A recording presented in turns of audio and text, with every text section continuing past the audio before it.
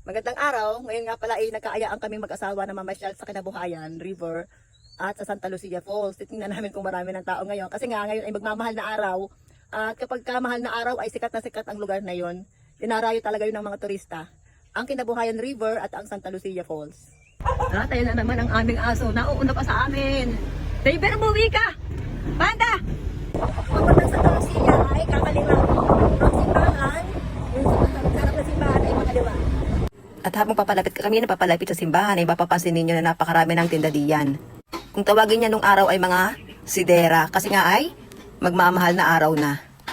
At dahil nga okupado ng mga tindera, yung kalsada diyan ay dito kami papasok sa loob ng compound ng simbahan at doon kami liliko papuntang Santa Lucia.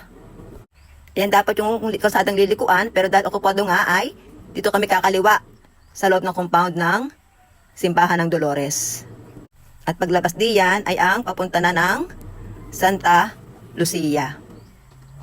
At kapag nakalabas ka na ng compound ng simbahan, ay kakanan ka naman. Yan na, kakanan kami para makarating ng aming pupuntahan. Malapit na tayo sa Arko ng Santa Lucia. At ayan na nga ang Arko ng Santa Lucia, pati ang kanilang trademark. Ang treehouse na yan at ang I Love Santa Lucia. At habang kami ipapalapit papunta sa Santa Lucia Falls, ay mapapansin ninyong napakarami ng puno diyan. At madalang na ang mga bahay. Pero pagdating natin doon sa lilikuan, papuntang lugar kung saan naroon na Santa Lucia ay mga bahayan na yon. Pero dadaanan muna natin ang napakaganda at napakaaliwalas na lugar na ito. Na puro pa mga punong kahoy. At narating na nga namin itong mga bahayan sa Santa Lucia. At dahil wala kaming makitang signage na lilikuan pa kanan, papuntang Santa Lucia Falls ay naisipan na naming magtanong sa mga tricycle driver. Kung papuntang Santa Lucia Falls, malapit na po. Sige po, salamat. Mana na kami dito sa may papuntang Santa Lucia Falls.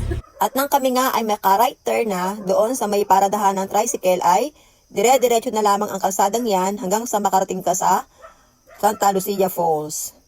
At kapag nakita mo na yung maraming nagtitinda ng mga talisman o mga agimat at mga kung ano-ano pa ay malapit ka na sa falls. Buhay na buhay dito ang mga negosyo. At dito ay makikita nyo ang iba't ibang uri ng paninda, mga bracelet, mga container na tubig at kung ano-ano pa. At pagkalampas nga ng mga tindahan diyan ay daraanan itong iskinitang ito. Hindi kasya dito ang 4 wheels. Kaya mas maganda kung nakamotor kayo. Kasi malayo-layo din ang lakarin kung lalakarin ninyo ang iskinitang ito.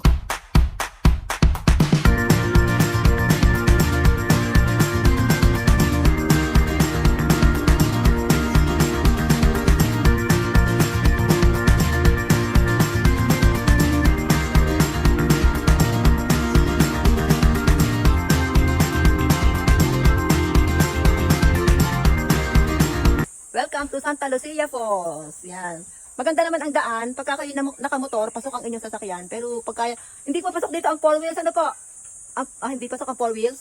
Hindi po dito papasok ang 4 wheels. Talagang wala doon sa itaas ay maglalakad kapag naka 4 wheels kayo. Pero kapag naka-tricycle or nakamotor, ay pasok na pasok naman. Maayos naman yung daan. Medyo may mga lubak-lubak lang. Pero okay naman. Safe naman. May hagdanan na bababaan. Ito ko nga to sa YouTube eh. Medyo maano ito. Yan, may tao. Maraming tao.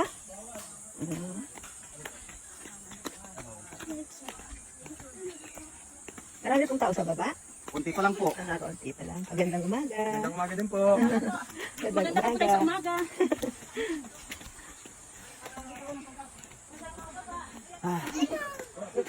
Mas madali pa baba. Oo. Pagpababa talagang madali. Bakit ang mahirap talaga? Ingat kayo. Banal na lugar ito ng mga Katoliko at ng mga namamanata. Ito hindi pa namin ito napupuntahan itong lugar na to. Habang kami bumababa ay talagang nagulat ako. Hindi ko akalain na ganito pala kalalim ang lugar na ito. Sobrang lalim ng aming pupuntahan at talagang napaka-stiff pa ng mga hagdan diyan. Pero kahit kami nahihirapan, ang pinakang reward naman namin ay ang napakagandang tanawing ito na talagang forest na forest pa at napakakanlong ng lugar. Habang kami bumababa at kahit napapagod ay talaga namang nalilibang kami habang pinagmamastan ang napakakapal na punong kahoy dito. malalim yung lugar. Hello! Kaya kailangan, pag pupunta sarap dito. dito, ay malakas ang iyong resistensya. Kasi pagbaba, maganda, okay. Yung pagtaas mamaya, ang hindi ko alam. Mal, punta ka dito. Ang lalim, oh, tarik. Matarik, kailangan hindi malulain at malakas ang resistensya pag pupunta dito. At talagang malalim na malalim ang lugar.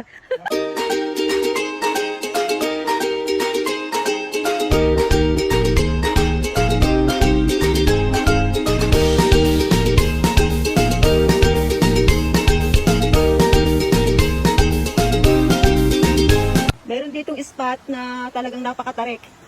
Parang, oh, ang tarik, oh. Ang tarik. Yan. Kaya ng asawa ko at tingnan natin kung kakayanin ko kung paano ako mahulog. Hindi. Sobrang tarik! Ay! Sobrang tarik. Kailangan pag pupunta dito ay mag-iikot talaga ng tapos at taas.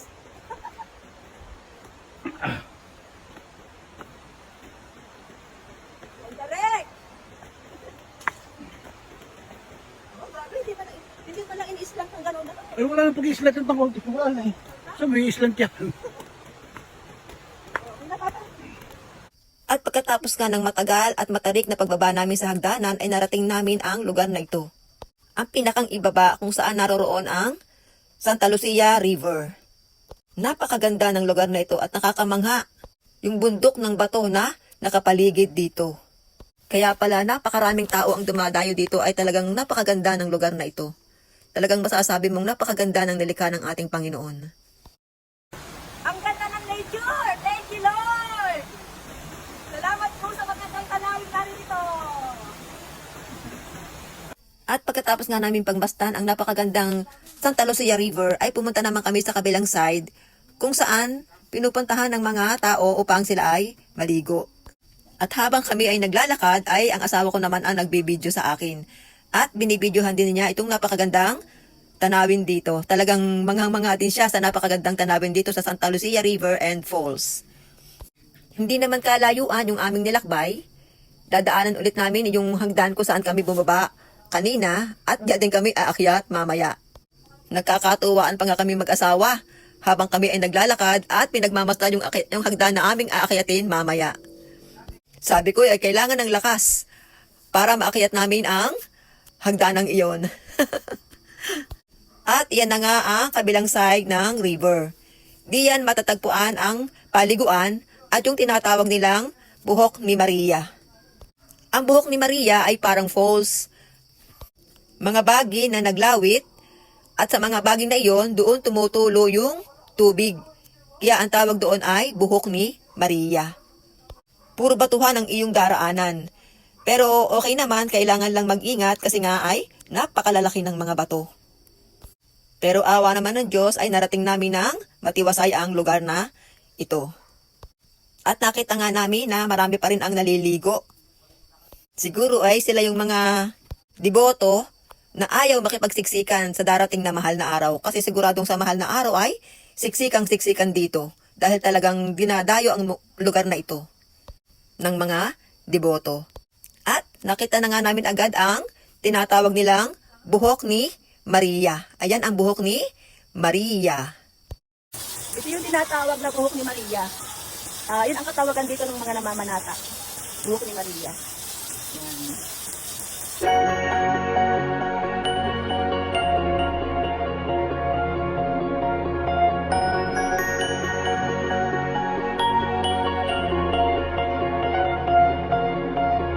Nakakita nga pala ako dito ng bato na halos gabahay na ang laki at napagtripan ko itong paglaruan. Sobrang laki kasi na batong ito, pwede nang higaan. Sabi nga ng aking asawa, ipatatapos daw niya para gawing kama. At naging bata ang inyong lola. Ngayon ay kami pa uwi na. Tataas na kami at babagtasin na namin ang napakahirap na hagdan at napakataas na hagdan. Ito yung kauna-unang hagdan na. Grabe, ang tarik. Ito yung unang hagdan na binababaan at inakita ng mga deboto. Ito, tinan nyo, ang tarik. Walang hawakan.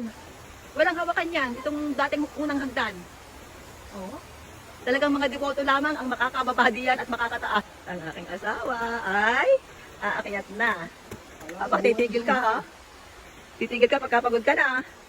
Ano to, duhat? Yan.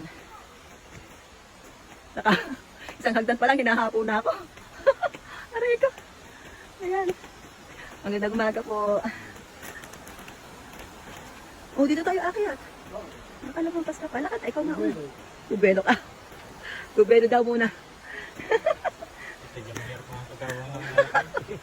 Ilang step po ito? Wala kang makapagkagawa niya eh. Maliwas na lang nagawa. Oh, talaga? 275 steps? Ah, ikaw tututin, hindi pa talaga kadamihan, ano?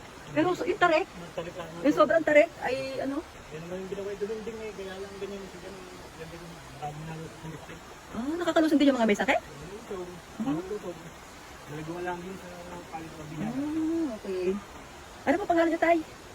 Dito, katukalo kami na rin. Dito? DITO? Ah, talaga?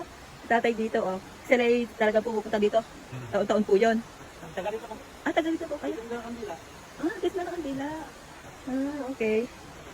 Ah, 275 steps. Kakayanin yan sa awa ng Diyos. Lakad na, Papa. Go, go, Papa. Go, go, go, go.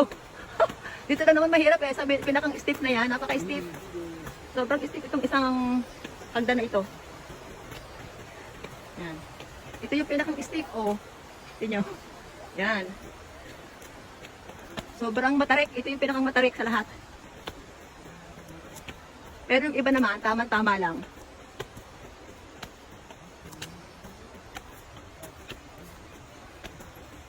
Yung asawa ko. Papa. May mahulog. Papa, abot. Kaya hawak ako.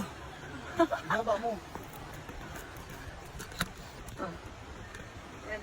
Bigyan mo ako. Sobrang stiff. Ay, thank you. Papakita ko sa inyo yung simula nung daan nung una. Ito yung unang dinadaanan ng mga taong namamanata. Yan. Yan. Kita nyo yung mga step na yan. Walang hawakan. Hanggang doon sa baba. Nakakatakot lang kasi baka ako'y mahulog. Tabi-tabi po. Yan. Yan yung dinadaanan ng mga tao nung araw. Kita nyo, oh. Yan. Stiff. At walang hawakan. Yan.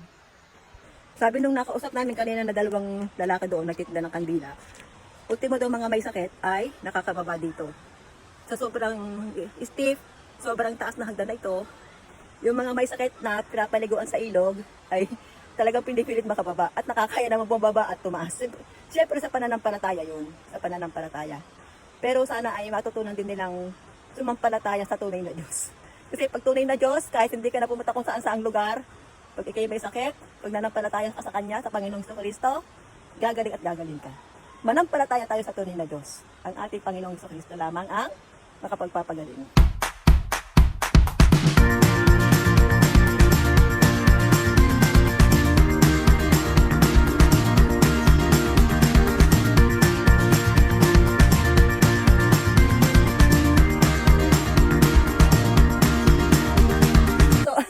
Napuntahan na natin ang Santa Lucia Falls at nakita nyo naman ang ganda.